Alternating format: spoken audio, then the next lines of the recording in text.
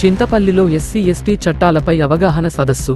అల్లూరు జిల్లా చింతపల్లి మండల కార్యాలయంలో ఎస్టీ ఎస్సీ చట్టాలపై అవగాహన కలిగి ఉండాలని రాష్ట్ర నేర పరిశోధన విభాగం సిఐజే శ్రీనివాస్ అన్నారు.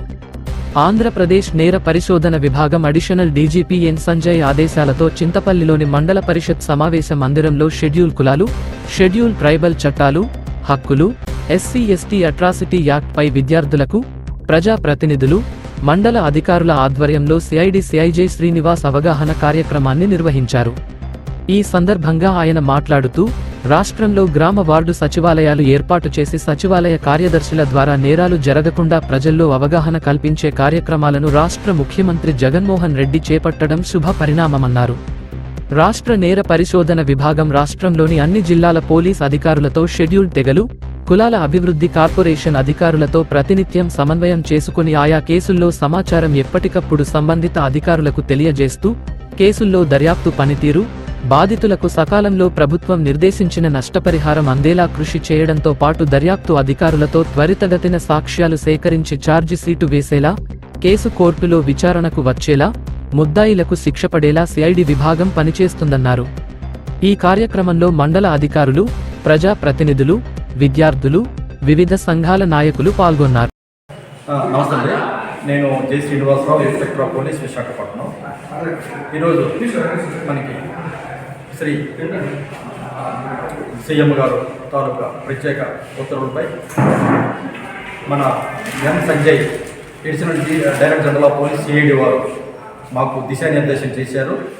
ఏజెన్సీలో ఒక ఎస్టీ అవగాహన మీద ఒక అవేర్నెస్ క్యాంపు కండక్ట్ చేయమని చెప్పారు. అందులో భాగంగా మా సిబ్బంది అంతా కూడా మేము చింతపల్లి, పాడేరు, అదేవిధంగా వడ్డాదిమాడుగుల, సారవకోట, మిడియాపుట్టి ఈ విధమైన అవేర్నెస్ క్యాంపులు చేపట్టడం జరిగింది. అందులో భాగంగా మాకు చింతపల్లి అలాట్ చేశారు. చింతపల్లిలో భాగంగా మేము ఈరోజు ఒక అవగాహన సదస్సు ఏర్పాటు చేశాము.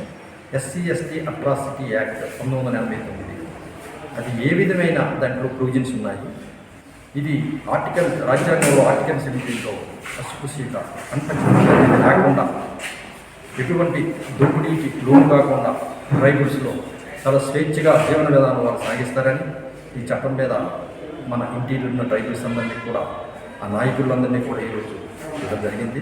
ఈ కార్యక్రమానికి మన ఎంఆర్ఓ గారు, ఎండిఓ గారు, ఎంపీపీ గారు, జడ్పీటీసీ గారు, ఈ junior college, senior college principles అందరూ కూడా రావడం జరిగింది.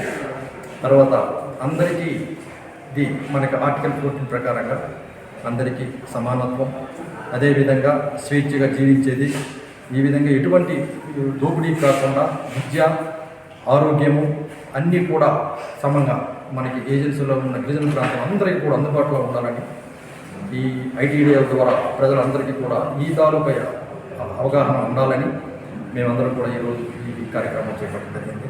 నమస్కారం.